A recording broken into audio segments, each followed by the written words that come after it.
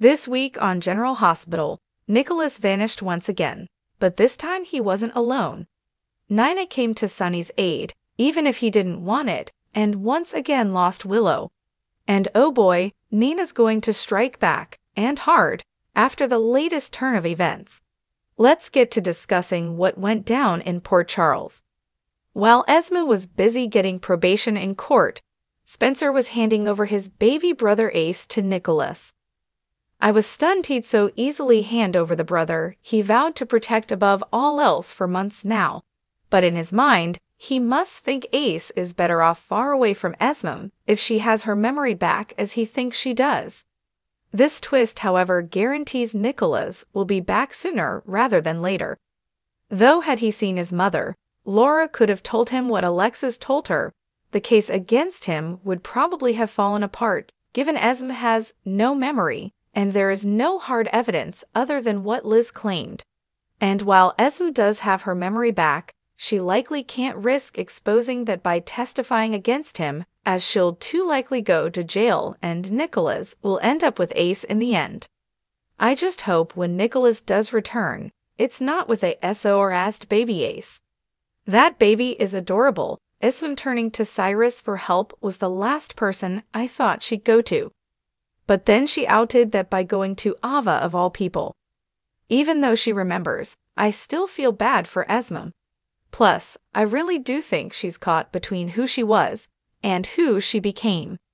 She had that cold old Esme tone with Spencer, but the softer new one with Cyrus and Esme. And even though Spencer begged his grandma not to, she did the right thing and called Dante. Esme and Spencer had to realize a baby just can't vanish without people asking questions. And Spencer most definitely should be charged as an accessory in the boys' kidnapping. But that would put a damper on Paris, wouldn't it? So we know he won't. Then again, what will Trina think of what Spencer did last week? I really didn't think Dex would kill Cyrus as Sunny ordered him to. But it seems he was prepared to take that step until Sunny stopped him at the last minute. I never thought Dex would have that cold killer aspect in him, but now he's 100% proven himself to Sunny. At least until Sunny finds out at some point about Michael hiring Dex to work against him, or when Jason returns and Dex is demoted. Nina pulling strings to get Cyrus his own show to spread the word of the Lord. Oh, brother. Then again, I could totally see praising the Lord with Cyrus and Haviland as a home and heart show, one in which they make loads of money through donations. Carly and Drew finally learned Michael knew the truth about Nina, and of course, it was Nina herself who dropped that bomb, right in front of Willow.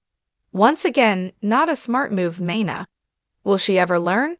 Willow lashed out at Nina, saying she was just as awful as Carly said she was.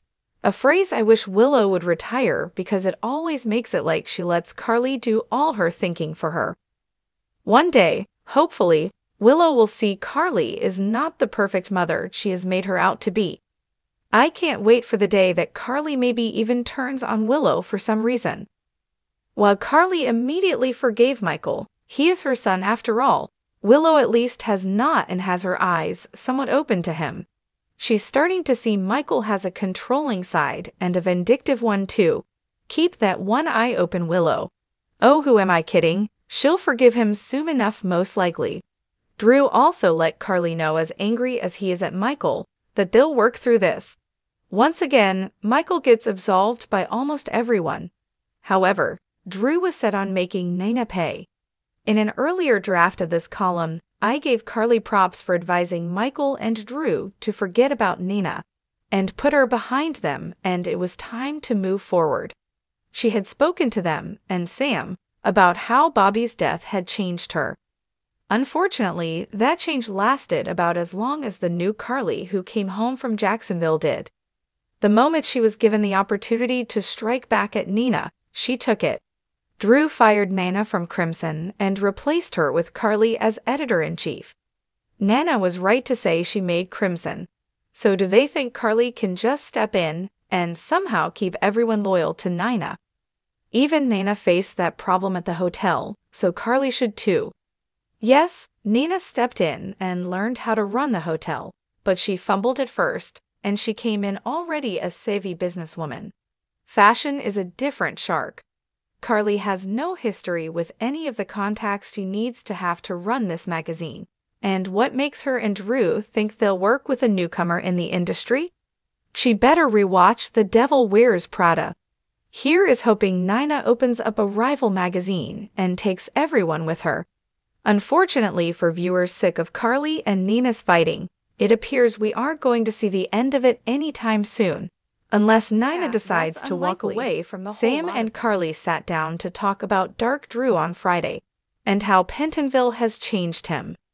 Many viewers have noted 2 years and daily beatings in a Greek dungeon didn't change him, but there is just something about Pentonville that nobody leaves there the same person as they went in. If this new angry Drew is supposed to make him more interesting, it's not working for me. This also could set up Carly's running back to Jason when he returns, as Drew continues to darken. Drew's need for revenge could also be what leads to Willow opening her eyes more to all these people she sees as perfect. Oh, and I loved Nina telling Drew to take some accountability of his own, as he chose to go to Pentonville to protect Carly, putting her above Scout. Truth. Plus, Carly, Drew, and all of them need to drop the "what we did wasn't really that bad," and the SEC wouldn't have known if not for Nina, whose tattling was far worse than the crime we committed spiel. So many of these people are about holding others accountable, but not when it comes to themselves and their actions. Liz and Finn are getting closer to figuring out that Muldoon appeared to have known he had cancer and chose to hide it. And this story is still a snooze, just like Fizzle.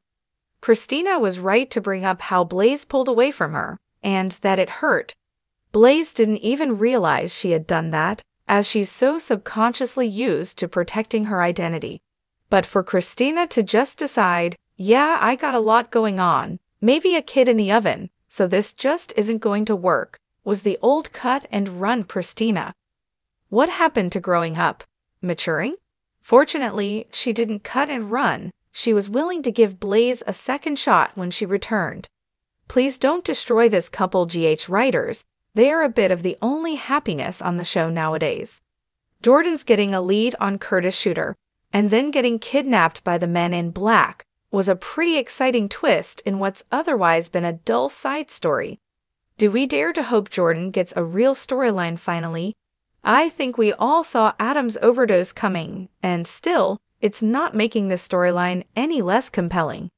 It's just downright depressing that a child's parents could be so focused on perfection at the expense of loving their child unconditionally.